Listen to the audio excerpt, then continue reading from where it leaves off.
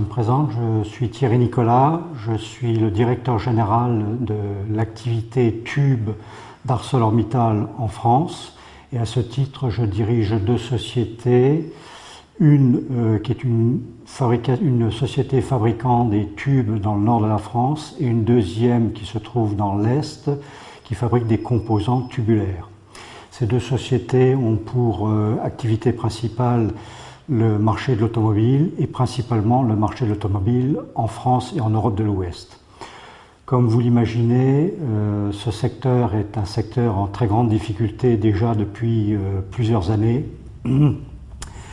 Donc la notion de crise, je dirais qu'elle est aujourd'hui un état quasi permanent, ce qui nécessite au quotidien une adaptation, je dirais, de l'ensemble des structures de coûts de l'entreprise et bien évidemment une adaptation aussi permanente de notre carnet, du développement que l'on fait autour des produits futurs et bien évidemment autour de l'organisation de l'entreprise.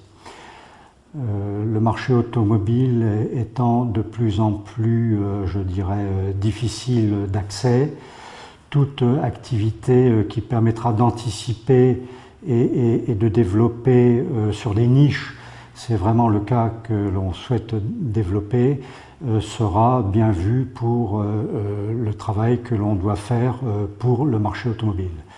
En particulier, je dirais que sur certains développements techniques avec les constructeurs automobiles, toutes les solutions de tailor-made, je dirais, donc très adaptées aux besoins du client, sont les bienvenues. Par définition, donc, la différenciation que l'on peut amener au marché nous positionne de façon plus intéressante par rapport à la concurrence. Alors, concernant le développement de l'activité, bien évidemment, l'adaptation, je dirais, de la partie développement-recherche est essentielle quant à l'anticipation des besoins des clients. Nous sommes sur des développements qui durent 2 à 3 ans avant de démarrer vraiment les productions en série. Nous sommes vraiment en relation très proche avec l'ingénierie de nos clients et bien évidemment tout ce qui pourra être fait en amont sera autant un gage de succès et de profitabilité pour le client et pour nous sur la durée de vie du produit. Il y a un certain nombre de niches que nous sommes en train de développer sur les marchés à la grande exportation, puisqu'aujourd'hui on sait que le marché de l'automobile est plutôt porteur dans ces régions-là. Aujourd'hui, les constructeurs automobiles européens, français en particulier, nous demandent de les accompagner sur les marchés émergents. J'entends par là la Chine, j'entends par là la Russie. Bien évidemment, des implantations locales sont à l'étude, mais aujourd'hui, c'est bien sur nos bases françaises que nous développons ce type d'activité. Donc, tous ces facteurs d'adaptation au portefeuille client, à l'évolution des implantations, sont autant de gages de réussite pour le futur quand on arrive à le faire au bon moment et à la bonne vitesse. Bien évidemment, la structure de coût de nos entreprises est une difficulté supplémentaire. Je ne parle pas que du coût de la main-d'œuvre, je parle d'un certain nombre d'autres coûts comme l'énergie en particulier. Et donc en permanence, il faut pouvoir anticiper la productivité des coûts et donc de baisser ce qu'on appelle communément le point mort. Donc c'est un sujet qui est permanent dans nos entreprises, qui est vraiment du quotidien et bien évidemment c'est aussi une façon de pouvoir générer du cash pour pouvoir assurer les investissements nécessaires pour pouvoir continuer à exister sur les marchés. Voilà. Donc ce sujet de la génération de cash est essentiel par rapport aux investissements nécessaires, par rapport à la productivité qui est demandée par nos clients et par rapport bien évidemment à l'exigence aussi de l'actionnaire.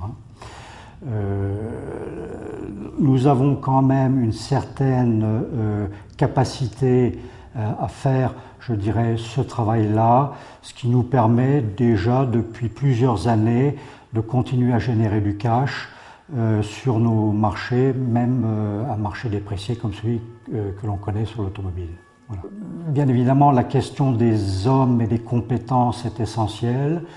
Aujourd'hui, cette partie-là pèse sur nos coûts, mais c'est aussi un investissement et en permanence nous sommes dans l'adaptation des bonnes compétences aux bons endroits. L'effort de recrutement est un effort qui reste important, même si bien évidemment la productivité nous oblige en permanence à adapter le coût de la masse salariale par rapport à nos coûts de production en général et par rapport à la déflation des prix de vente. Je parlerai aussi du coût de la matière première, qui est aussi un vrai sujet dans notre activité. Le marché de l'acier est un marché qui vibre aussi au rythme du prix des matières premières, qui sont bien souvent tirées aussi par la consommation et la demande en Asie et en Chine en particulier. Bien évidemment, tout ça, ça demande aussi de l'anticipation. Les négociations sur le prix des matières premières et sur les prix de vente de nos produits, les tubes et les composants tubulaires, sont aussi éminemment d'ordre 1 par rapport à la profitabilité de l'entreprise.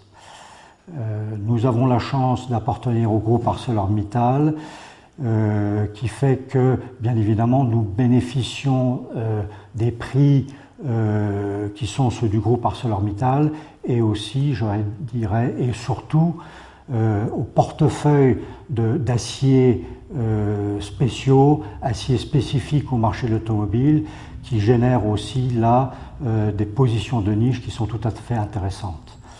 Donc le marché de la matière première pour nous est essentiel.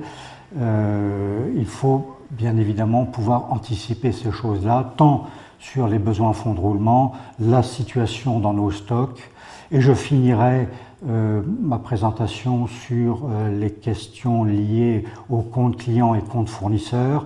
Sur le compte fournisseur, vous avez compris qu'étant dans le groupe ArcelorMittal, nous avons les conditions ad hoc pour pouvoir travailler. Par contre, sur les comptes clients, bien évidemment, la gestion des paiements à terme et des négociations des termes de paiement est essentielle. Comme nous faisons de l'activité, nous commerçons avec l'Europe des 27 et dans certains cas sur des projets à la grande exportation, la question des termes de paiement est essentielle, voire la gestion des parités des monnaies quand on sort de la zone euro. Et là aussi, sur les taux de couverture et un certain nombre d'actions de cette nature-là, nous avons l'appui du groupe ArcelorMittal. Donc je dirais que la gestion de la crise est une gestion au quotidien. Bien évidemment, on peut et on doit donner des visions à moyen terme de notre activité et des positions sur la stratégie de l'entreprise. Par contre, la réalité de notre gestion au quotidien fera que notre stratégie sera appliquée au jour le jour ou au contraire, malheureusement, sera nulle et non efficace.